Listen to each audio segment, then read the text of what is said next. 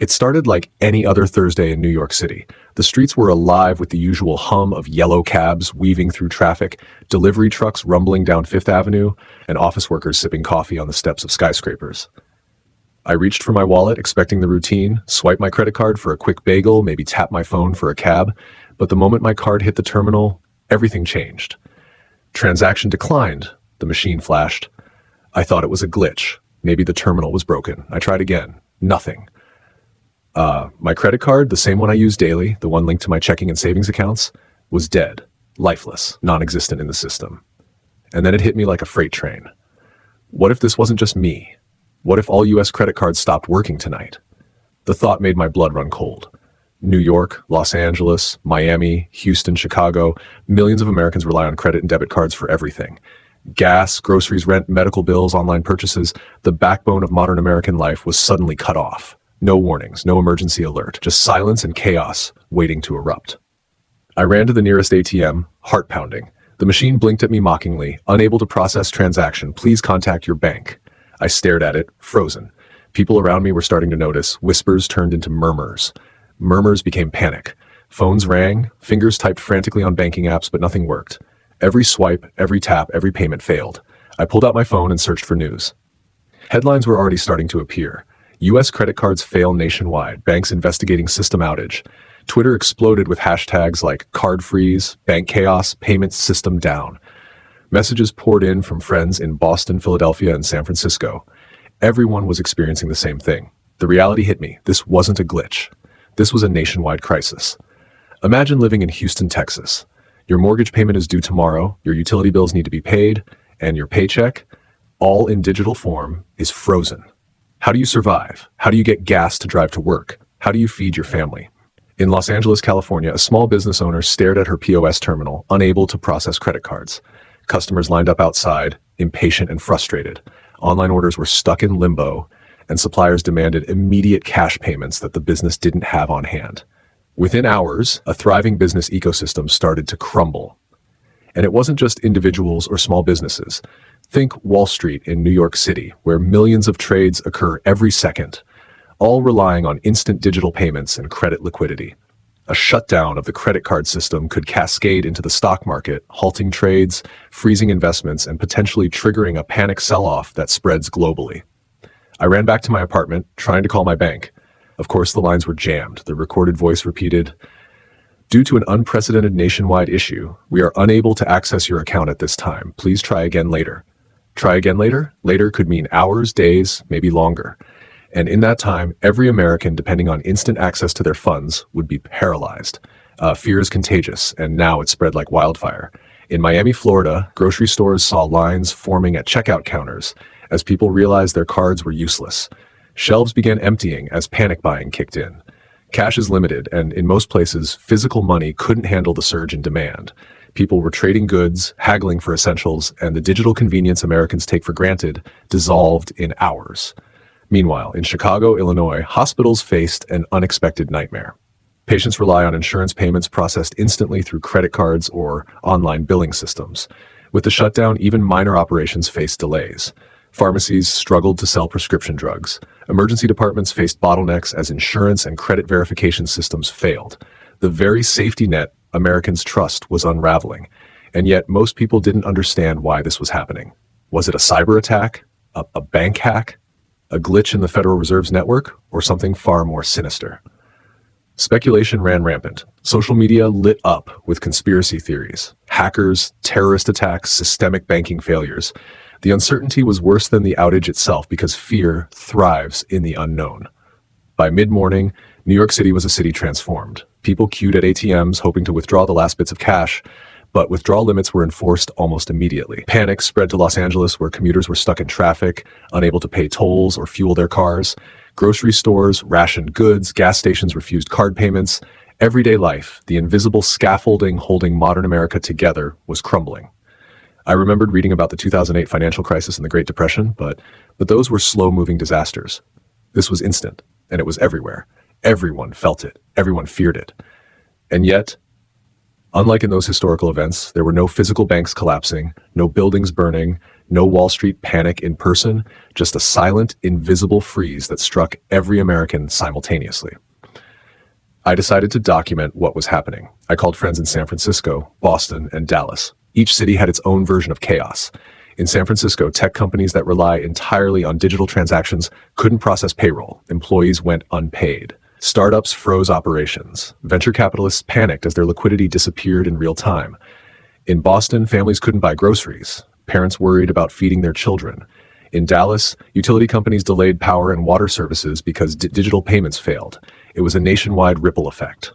A single credit card shutdown, something Americans trust implicitly, was revealing just how fragile the system really is. And yet, the fear was not just financial, it was psychological. People couldn't access their money, and the illusion of security vanished. Panic buying, hoarding cash, trying alternative payment methods, every corner of American life was affected. At that moment, I realized something terrifying. This could happen tomorrow, or next week, or next year. A coordinated cyber attack, a massive technical failure, or a banking crisis could freeze the entire system in minutes. The consequences would be immediate, brutal, and nationwide. By afternoon, media outlets were broadcasting live from multiple cities. Interviews with regular Americans revealed frustration, fear, and helplessness. Experts warned of potential economic damage in the billions if the system wasn't restored quickly. Rumors of government intervention began circulating. Emergency Federal Reserve measures, emergency cash distributions, temporary authorization of credit networks. But time was the enemy. And this is where most Americans don't realize the stakes. It's not just about missing a Starbucks purchase. It's about mortgages, rent, utility payments, groceries, gas, prescriptions, payrolls, insurance, and every form of modern financial dependence. One failure can cascade into a crisis that affects millions, from New York to Los Angeles, Houston to Miami, Chicago to San Francisco. As I sat in my New York apartment watching social media explode with posts of panic and fear, I knew that the American banking system, something we take for granted every single day, was far more delicate than most people think. And that's the question haunting me. What would you do if your credit card stopped working tonight? Before we continue, take a moment.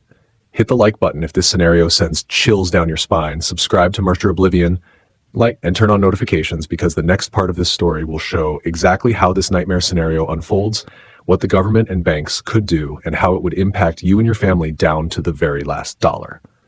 Night began to fall over New York City. But the panic didn't fade, it grew. Streets were lit not by neon or street lamps, but by the glow of phone screens as people frantically tried to access banking apps, check balances, or transfer funds. But nothing worked. Even the most secure banks, from Chase to Bank of America to Citibank, were locked down in this unprecedented nationwide freeze. I decided to step outside, blending into the city streets to see the effects firsthand. People were queuing outside ATMs, but machines were empty or limiting withdrawals to absurdly small amounts. Lines snaked around corners, frustration visible in every clenched jaw and anxious glance. Store clerks in Times Square had resorted to chalking cash-only signs on windows, a phrase that felt alien in 2025. Meanwhile, across the country, similar chaos unfolded. In Los Angeles, California, highways were clogged not just by cars, but by people desperately trying to reach banks, only to find locked doors or employees who could only shrug helplessly. Gas stations refused card payments, forcing motorists to abandon vehicles on the roadside. Small businesses couldn't process sales. Some locked their doors rather than face angry customers demanding refunds. I found myself thinking of the bigger picture. Money in the United States isn't just a convenience. It fuels everything. Payroll, utilities, transportation, commerce, healthcare. Freeze the system and the country grinds to a halt. The Federal Reserve could inject emergency liquidity, but even that would take hours, maybe days, and trust, once broken, is not easily restored. Around midnight, a live news broadcast cut through the chaos. Reporters in Chicago described grocery stores running out of essentials as people hoarded what little cash they could access. In Miami, hospitals were reporting delays in critical supplies because vendors required payment confirmations that couldn't process. Children went without school lunches. Parents panicked. Social media exploded with warnings, tips, and conspiracy theories. Credit card freeze and money locked were trending nationwide. By now I realized the true horror. This wasn't just inconvenience. This was a nationwide test of America's financial resilience, one that exposed vulnerabilities most Americans never considered. And the truth was undeniable. The United States economy, massive, sophisticated, and interconnected, was only as strong as its trust in digital banking. Remove that trust and chaos spreads like wildfire. Then came the rumors, real, unverified, terrifying rumors. Hackers, foreign cyber attacks, systemic banking errors. Some suggested a software bug at the Federal Reserve was causing cascading failures across credit card networks. Others whispered about a coordinated attack on American infrastructure. It didn't matter which was true. The fear was enough. Panic was a virus, and it spread faster than any virus in the history of the country. At 2 a.m., I decided I had to find answers, or at least witness what was happening on the ground. I walked into my local branch in Manhattan. The lobby was dimly lit. A few employees huddled over computers, their faces pale. "We're doing everything we can," one teller whispered. "This isn't just one bank. Every card processor is down. Debit, credit, prepaid, you name it, all of it." That was when the first glimmer of explanation appeared. Emergency government communications began circulating. The U.S. Treasury and Federal Reserve had initiated a Level 1 financial contingency. They were deploying emergency liquidity measures and authorizing temporary access to accounts through physical branches. But the scale was enormous. Coordinating this across millions of accounts in thousands of cities, New York, Los Angeles, Houston, Miami, Chicago, Boston, was like trying to untangle a web woven by millions of threads. By dawn, the first signs of stabilization emerged. Banks opened branch doors in limited capacity. People could withdraw cash, small amounts, but the majority of digital transactions were still frozen. In New York, the streets remained chaotic as anxious Americans waited their turn. I watched a man in Brooklyn argue with a teller, frustrated over his inability to pay rent, while a family in Queens counted their last $100 bills to see if they could buy groceries for the week. But the government wasn't standing idle. Emergency measures began rolling out. Federal Reserve intervention, liquidity injections to banks to stabilize operations, temporary credit authorizations, selected merchants allowed to process transactions even while systems were offline. Cash distribution centers in major cities, New York, Los Angeles, Miami, Chicago, citizens could access limited funds to survive the immediate crisis. Cybersecurity task forces, working around the clock to determine whether the freeze was technical, malicious, or systemic. As the day progressed, the story began to shift. The fear remained, but Americans adapted. People carried cash they hadn't touched in years. Banks installed temporary systems to approve emergency transactions. Businesses relied on checks and physical transfers rather than digital convenience. It was a surreal return to a pre-digital era, just for a moment, but the lessons were brutal. I finally managed to contact bank by late afternoon. My account was unfrozen, but the relief was tempered by the knowledge that this could happen again. Banks were not invincible. Digital systems, no matter how sophisticated, had vulnerabilities. Americans had taken for granted that swipes and taps were infallible.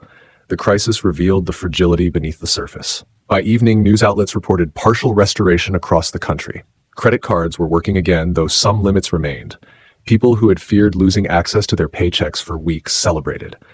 But the psychological impact was far from over. Americans now knew the terrifying reality. A single system failure could paralyze a nation overnight. New York, Los Angeles, Houston, Miami, Chicago, Boston, they had all felt it firsthand. And yet, something remarkable happened amid the fear. Americans adapted.